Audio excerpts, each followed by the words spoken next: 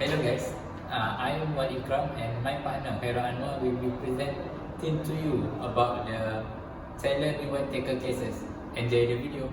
Okay, before we go further, we must know about the background of this case.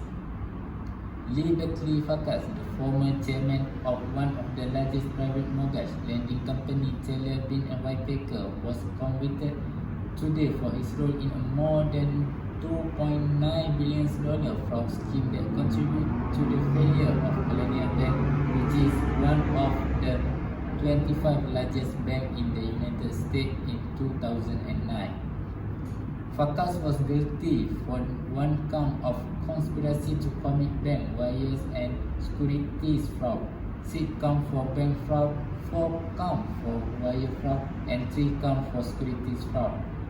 Fakas and his conspirator engaged in a scheme that misappropriated more than $1.4 billion from Colonial Bank Mortgage Warehouse Lending Division in Orlando, Florida, and approximately $1.5 billion from Ocala Funding, a mortgage lending facility controlled by CBW.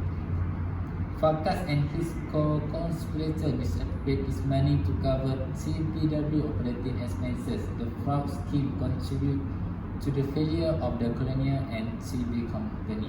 Okay, secondly, story of fraud scheme Fakas and Colonial Bank. According to court documents and evidence presented at trial, the fraud scheme began in 2002 when Fakas and his co-conspirators ran overdraft in TBW Bank accounts at Colonial Bank in order to cover TBW's cash shortfalls. Fakas and his co-conspirators at TBW and Colonial Bank transferred money between accounts at Colonial Bank to hide the overdrafts. Evidence presented at trial showed that after the overdrafts go to more than 100 million, Fakas and his co-conspirators covered up the overdrafts and operating losses by causing Colonial Bank to purchase from TBW over time more than 1.5 billion in what amount to worthless mortgage loan assets, including loans that TBW had already sold to other investors, and fake pools of loans supposedly being formed into mortgage-backed securities. Fakas and his co-conspirators caused Colonial Bank to report this asset on its books at face value when in fact the mortgage loan assets were worthless. By August 2009, approximately 500 million in fake pools of loans remain on Colonial Bank's. Next is the story of fraud scheme between Fakas and Ocala Funding. Fakas and his co-conspirator at CBW also misappropriated more than $1.5 billion from Ocala Funding. Ocala Funding is the company that sold asset-backed commercial papers to financial institution investors, including Dash Bank and BNB Paribas Bank. Ocala Funding in turn was required to maintain collateral in the form of cash or mortgage loan at least equal to the value of outstanding commercial paper. Evidence presented at trial established that Fakas and his co-conspirator diverted cash from Ocala Funding to CBW to cover its operating losses. As a result, created a significant deficit in the amount of collateral Ocala Funding possessed to back the outstanding commercial paper. To cover up the diversion, the conspirators sent false information to Dash Bank and BNB Paribas and other financial institution investors that lead them to falsely believe that they have sufficient collateral backing the commercial paper they had purchased. When CBW failed in August 2009, the bank were unable to redeem their commercial paper for full value. Furthermore, in the fall of 2008, Colonial Bank's holding company, Colonial Bank Group, applied for $570 million in taxpayer funding through the Capital Purchase Program (CPP), a sub-program of the U.S. Treasury Department, which is Troubled Asset Relief Program (TARP). In connection with the application, Colonial Bank Group submitted financial data and filings that included materially false information related to mortgage loans and securities held by Colonial Bank as a result of the fraudulent scheme perpetrated by Fakas and his co-conspirators.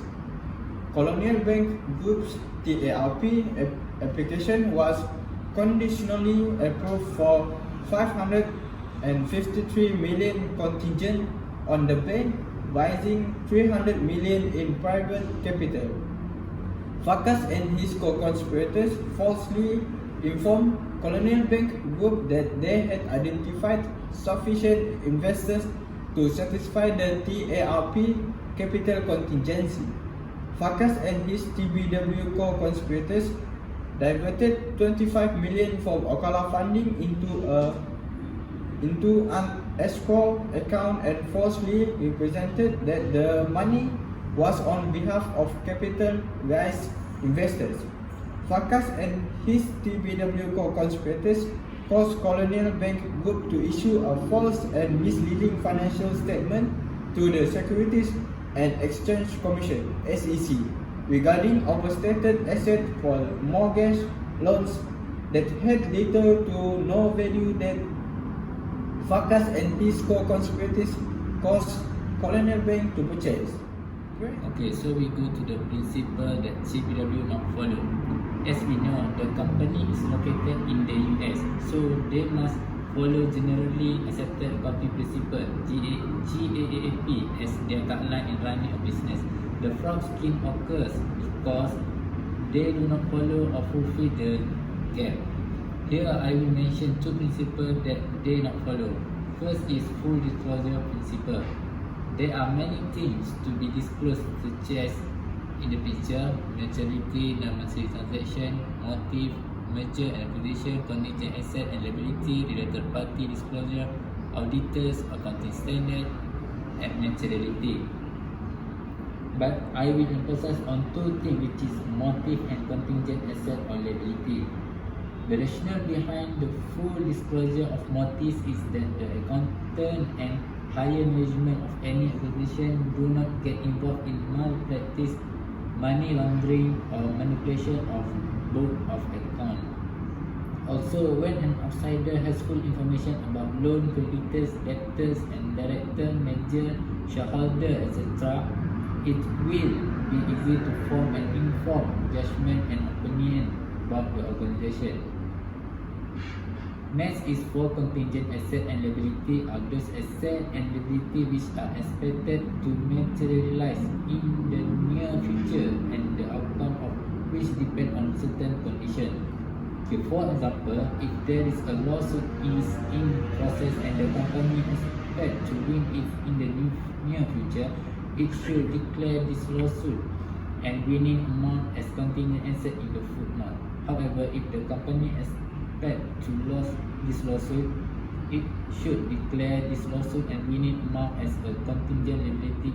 Secondly, the second principle that they do not follow is prudent concept or conservative principle.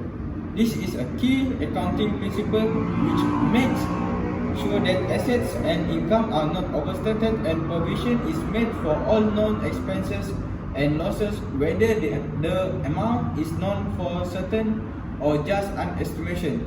Example, expenses and liabilities are not understated in the books of accounting. The prudence principle in accounting is many times described using the phrase, do not anticipate profits but provide for all possible losses. In other words, it takes into consideration all prospective losses but not the prospective profits. The application of the prudence concept ensures that the financial statements present a realistic picture of the state of affairs of the enterprise and do not paint the better picture than what actually is. Thank you for watching our video. Bye.